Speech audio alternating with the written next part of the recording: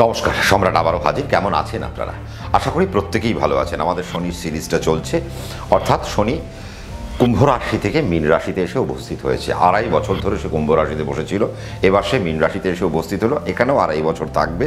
তাহলে আমাদের কোন কোন রাশির উপর সে কী প্রভাব ফেলতে চলেছে তা নিয়ে এবার একটা আলোচনা। আজকে আমরা মকর রাশিতে এসে উপস্থিত হলাম। মকর রাশির ক্ষেত্রে যেটা আমরা দেখব যে রাশির অধিপতিও শনি এবং রাশির দ্বিতীয় পতি সেও শনি। তার মানে রাশির অধিপতিও শনি, তার মানে জন্মের অধিপতিও শনি, আবার তারপরে অর্থাৎ অর্থের অধিপতিও শনি। যদি চন্দ্রকে আমরা 1 নম্বর ভাব ধরি, তাহলে তার 2 নম্বর ভাব থেকে আমরা অর্থ ধরি। তার মানে কুম্ভ হচ্ছে মকরের অর্থের জায়গা। তার মানে বুঝতে হবে আপনার রাশির অধিপতি এবং আপনার অর্থপতি কোথায় যাচ্ছে। এবার সে 3 নম্বরে যাচ্ছে। আমরা 3 থেকে আমরা কি দেখি, আমরা কেন্দ্র পনফর অপচয়, আমরা এইভাবে আমরা জিনিসগুলোকে দেখতে থাকি। তার মানে শনি কোথায় যাচ্ছে? শনি 3-এ যাচ্ছে, তার মানে শনি অপচয়ে যাচ্ছে। তো অপচয়ে যে যাচ্ছে, আমাদের মাথার মধ্যে একটা চিন্তা হয় যে অপচয়ে শনি যখন যাবে সে কি আমাদেরকে অপচয় দেবে, সে কি আমাদেরকে নেগেটিভ কিছু ইম্প্যাক্ট তুলবে, নাকি সে আমাদের থেকে আরও কিছু বেটার কিছু আমাদেরকে দিতে পারে, নাকি অপচয়ে যাচ্ছে মানে শুধু নেগেটিভ ইম্প্যাক্টগুলোই তুলবে। দেখুন কিভাবে ফল দেয়। অ্যাকচুয়ালি গ্রহ আমাদেরকে ফল দেয় গ্রহদের উপর নির্ভর করে নয়। গ্রহ 3 নম্বরে গেল মানে সে 3 নম্বরের ফল তুলবে তা নয়। এবার 3 নম্বরে কোন কোন নক্ষত্রগুলো সে রয়েছে এবং নবতারা চক্র অনুযায়ী তারা কোন কোন নক্ষত্রের কোন কোন তারার আন্ডারে পড়ছে, তাহলে সে সাপেক্ষে তারা সেভাবে ফল দিতে আরম্ভ করবে। আজকে আমরা মকর রাশিতে কটা নক্ষত্র পাবো? আমরা 3টে নক্ষত্র পাবো, উত্তরাষাঢ়া, শ্রবণা, ধনিষ্ঠা।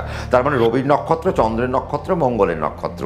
আমরা কি দেখছি? আমরা দেখছি রবির নক্ষত্রের যাত্রা খুব একটা সুবিধেজনক নয় এই আগামী 2.5 বছরে। কেন? তার কারণ হচ্ছে আপনি যদি শনি কোথায় থাকছে? শনি থাকছে হচ্ছে বৃহস্পতির নক্ষত্রে। আপনার যদি উত্তরাষাঢ়া নক্ষত্র হয় মকর রাশির, তাহলে শনি কোন নক্ষত্রে গিয়ে অবস্থান করছে এবং কটা নক্ষত্র সে পাস করবে? পূর্ব ভাদ্রপদ, উত্তর ভাদ্রপদ, রেবতী, 3টে নক্ষত্র সে পাস করবে। তার মানে রবির নক্ষত্রের ক্ষেত্রে সে কটা তারা পাস করবে, কোন কোন তারা পাস করবে, সে কি ভালো তারাগুলো পাস করছে নাকি সে খারাপ তারাগুলো পাস করছে, তাহলে দেখে নেওয়া যাক। কীভাবে দেখব? তাহলে আমরা রবি, চন্দ্র, মঙ্গল, রাহু, বৃহস্পতি গিয়ে থামবো। তার কারণ শনি বৃহস্পতির নক্ষত্রে দাঁড়িয়ে রয়েছে। সে পাস করবে কি? বৃহস্পতি, শনি, বুধ। তার মানে কি? জন্ম, সম্পদ, বিপদ, ক্ষেম, প্রত্যরী, সাধক, বধ। তার মানে ভাবুন, আজকে যদি আমরা রবির নক্ষত্র নিয়ে আলোচনা করি এবং রবির উপর যদি আমরা একটু আলোকপাত করি, তাহলে দেখব রবি এই যে 2.5 বছর ধরে রবির নক্ষত্রের যে জার্নি, যেটা আমরা দেখতে পাচ্ছি, আপনার যদি উত্তরাষাঢ়া নক্ষত্রে হয় তাহলে শনি কিন্তু প্রথমে কিন্তু প্রত্যরী, তারপরে সে কি যাচ্ছে? তারপরে সে বধে যাচ্ছে। তার মানে গোটা 2.5 বছরের মধ্যে সে ম্যাক্সিমাম টাইম নেগেটিভ তারা কানেক্ট করে বসে রইল। সে আপনার কে? সে আপনার রাশির অধিপতি।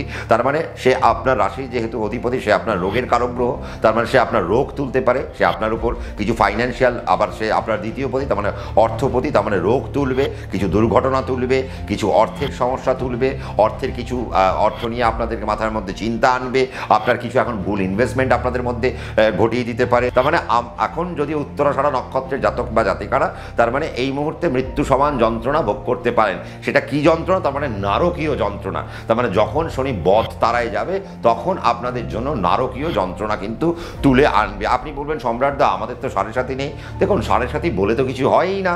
তার কারণ শনি আপনার 3-এ থাকলেও যা ফল দেবে, শনি আপনার 7মে থাকলেও তাই ফল দেবে, শনি আপনার 9মে থাকলেও একরকম ফল দেবে, শনি আপনার 8মে থাকলেও একরকম ফল দেবে, শনি আপনার 5মে থাকলেও একরকম ফল দেবে, শনি আপনার রাশিতে থাকলেও আরেক রকম ফল দেবে। কিন্তু কিভাবে ফল দেবে? ওই যে বললাম নবতারা চক্র ওয়াইজ ফল দেবে। তার মানে রবির নক্ষত্রের যাত্রা আমরা খুব একটা ভালো পেলাম না। এবং সবকটা রবির নক্ষত্রের থেকে উত্তরাষাঢ়া রবির যে নক্ষত্র, সেই নক্ষত্রের আগামী 2.5 বছর সব থেকে নেগেটিভ জার্নি হতে পারে, তা কিন্তু বলা বাহুল্য এবং আপনাদেরকে কিন্তু একটু সাবধানতা অবলম্বন করতেই হবে। যদি বলি চন্দ্র অনেক বেশি বেনিফিটে রয়েছে। তার কারণ চন্দ্র, মঙ্গল, রাহু, বৃহস্পতি, শনি, বুধ। তার মানে জন্ম, সম্পদ, বিপদ, ক্ষেম, প্রত্যরী, সাধক। তার মানে দেখুন, তার মানে ক্ষেম আর সাধক সে পার করছে, মাঝখানে শুধু প্রত্যরী। তার মানে ম্যাক্সিমাম টাইমটা সে ভালো তারাগুলোকে কানেক্ট করতে যাচ্ছে। তার মানে চন্দ্রের নক্ষত্র ফাইন্যান্সিয়াল বেনিফিট পাবে।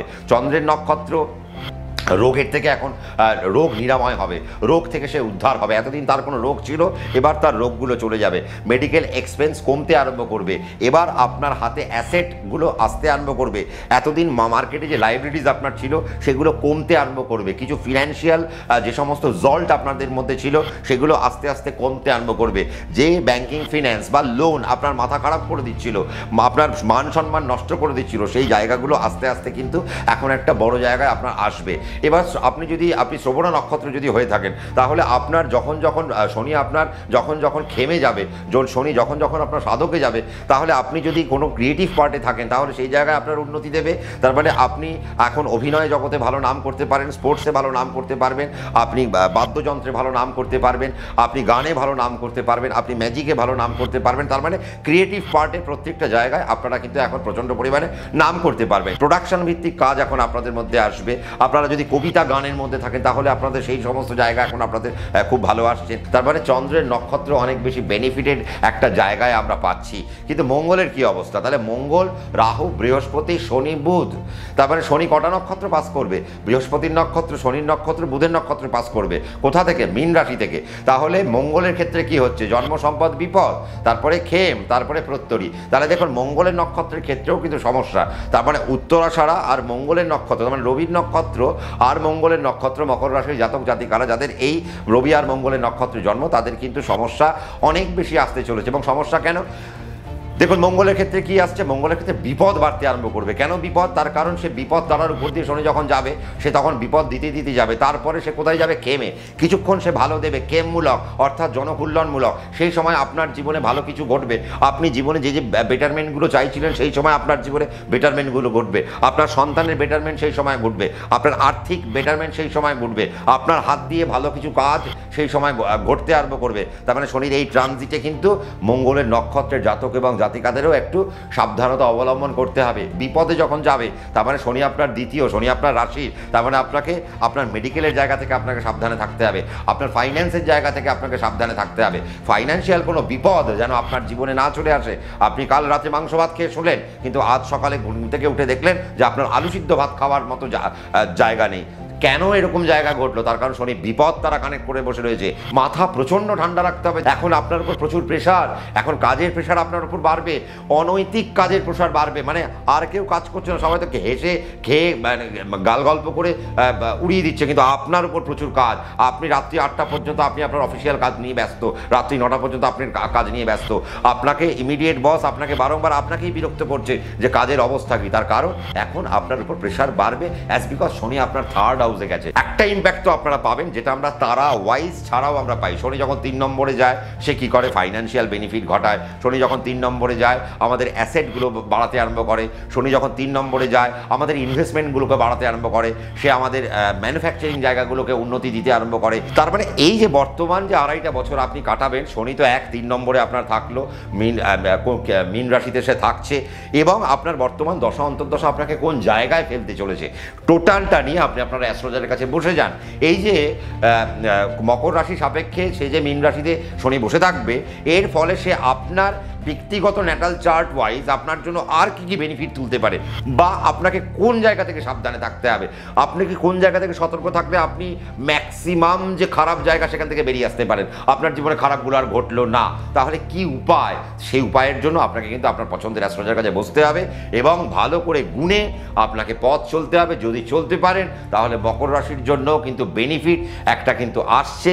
তার কারণ বাবার ভাগ্যের উদয় কিন্তু মকর রাশির ঘটতে চলেছে, এবং মকর রাশির বাবার জায়গা থেকে সুন্দর জায়গা আমরা আগামী দিনে পেতে চলেছি। তার কারণ শনি 3-এ বসে 9-এ দৃষ্টি দেবে, এবং আপনাদের কিছু স্পিরিচুয়াল জার্নি, আপনাদের কিছু আধ্যাত্মিকতা, আধ্যাত্মিক চেতনা, আধ্যাত্মিক বাস, আধ্যাত্মিক আনন্দ ইত্যাদি কিন্তু আপনাদের জীবনে ঘটবে। আধ্যাত্মিক যাত্রা আপনাদের জীবনে ঘটবে। তার মানে এই আনন্দগুলো আপনারা কিন্তু নিতে পারেন। তার মানে ওভারঅল একটা শনি মিশ্র ফল দিতে আসছে, বুঝে শুনে আপনাদেরকে ফলটা নিতে হবে। কাজেই তার জন্য অ্যাস্ট্রোলজারের কাছে বসে যান, গুণে নিয়ে পথটা চলুন, যাতে বিপদের দিনে আপনার জীবনে বিপদটা না আসে। প্রত্যরিতে যখন শনি থাকবে সে যখন শত্রু না তোলে, তার জন্যই আমার এই আবেদন। কেমন লাগলো অনুষ্ঠান জানাতে ভুলবেন না। কমেন্ট সেকশন খোলা রয়েছে, আপনারা কমেন্ট করতে থাকুন, আমাকে একটু মোটিভেট করতে সাবস্ক্রাইব করতে ভুলবেন না। আর কমেন্ট সেকশন খোলা রইল, তার পাশাপাশি লাইক শেয়ার করে আমাকে একটু আনন্দ দেবেন। রাত্রি 9টায় সম্রাটদা তো থাকছে, আপনার মনে আর কি কি উঠে আসছে, কি কি প্রশ্ন থাকছে কমেন্ট সেকশনে জানাতে ভুলবেন না। আমি নিশ্চয়ই পড়বো, দেখবো, আপনাদেরকে জানাবো। নমস্কার।